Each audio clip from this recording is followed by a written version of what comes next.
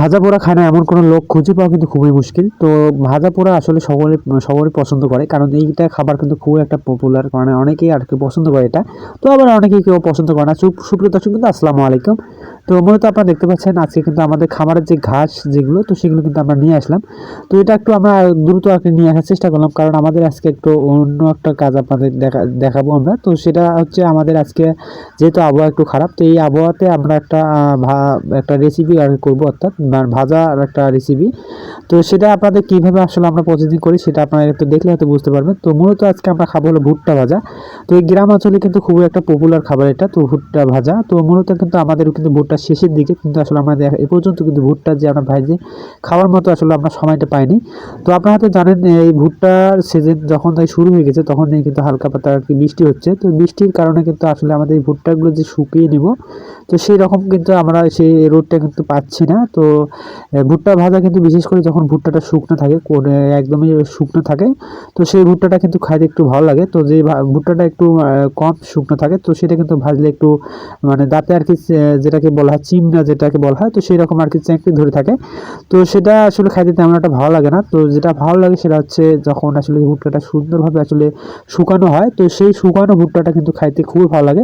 তো যাই হোক, আজকে আমাদের যেটা ভুট্টা আমরা আজকে এখানে যে আপনাদের যেটা দেখাবো আমরা ভাজিয়ে বা আমরা খাবো, সেটা কিন্তু একদম মানে যে ফুলফিল যেটা যে শুকানো, তো সেটা কিন্তু না। তো আমাদের এটা কিন্তু এখনো ভালো শুকানো হয়নি।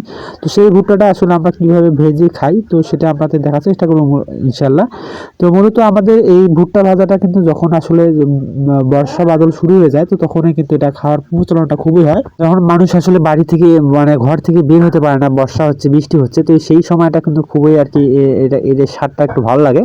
তো যাই হোক, আজকে কিন্তু আকাশের অবস্থা তেমন একটা ভালো না, তো ড্যাম অবস্থায় আছে। তো আমাদের যে ঘাস খামারের যে ঘাস যেগুলো আছে, তো সেগুলো কিন্তু আমরা নিয়ে আসছি। তো যেহেতু এখন দুপুরবেলা আবার আমাদের যে কাজ যেগুলো আছে সেগুলো করার চেষ্টা করবো ইনশাল্লাহ। তো আমাদের কিন্তু ভাজাভাজি শেষ, সেটাতে আমরা কীভাবে আসলে সুন্দর করে আর কি আমরা এটা তৈরি করবো খাওয়ার মতো, যেটা আর কি আমরা খেয়ে থাকি উপযোগী আর কি যেটাকে বলা হয় খাবার মতো উপযোগীটা করে আপনাদের দেখার চেষ্টা করবো ইনশাল্লাহ। তো আসলে আমরা এখানে কী কী দিয়ে আসলে খাই, তো সেটা দেখলে হয়তো আপনারা বুঝতে পারবেন। তো মূলত এখানে কিন্তু আমি কিন্তু ভুট্টাটা তেমন এটা ভাজাভাজি কিন্তু পারদর্শী না। তো আমার কিন্তু ক্যামেরার পিছনে কিন্তু আমার মা আর কি আছে, তো আমার বলে দিচ্ছে আসলে কী কী দেওয়া লাগে এখানে। তো সেই অনুপাতে কিন্তু আমি এগুলো কাজগুলো করে যাচ্ছি। তো সেখানে আমার তার মধ্যে কিন্তু মুইন আর কি চলে আসছে। তো ও কিন্তু এসে আরও খুশি, কারণ যেহেতু ভুট্টা ভাজা খাবে, তো ও যে খাবার একটা নিয়ে আসছে অনেকে আর খাবে না, সে এখন ভুট্টা ভাজা খাবে। তো যাই হোক, আমাদের এখানে কিন্তু যে পেঁয়াজ যেগুলো আছে সেগুলো দিলাম, তেল তারপর মরিচ লবণ। তো এগুলো দিয়ে আসলে যেটা দিয়ে আসলে খাইতে ভালো লাগে, এখান থেকে কিন্তু পিছন থেকে কিন্তু ক্যামেরার পিছন থেকে কিন্তু আমার মা এটার কিন্তু রিয়াকশন দিচ্ছে বা আমাকে বলে দিচ্ছে। তো সেই অনুপাতে তো সুন্দর একটা কিন্তু স্বাদ চলে আসছে। আমার ক্যামেরাম্যান উনি কিন্তু খাচ্ছে, দেখেন। তো এখানে কিন্তু আমার শুধু আমি খাচ্ছি তা না, তো এখানে ক্যামেরার পেছনে কিন্তু আরও অনেক লোক আছে, তো তারাও কিন্তু খাবে। এই যে ভুট্টাটা আমরা ভাজছি, তো এটা দিয়ে কিন্তু আরও 2-3 আর কি যদি পট যদি আমরা করতাম, তো সেগুলো কিন্তু আসতো না। তো যাই হোক, আমাদের কিন্তু এই আজকে ভুট্টা ভাজার ভিডিও। তো আপনারা ভালো থাকলে সুস্থ থাকবেন।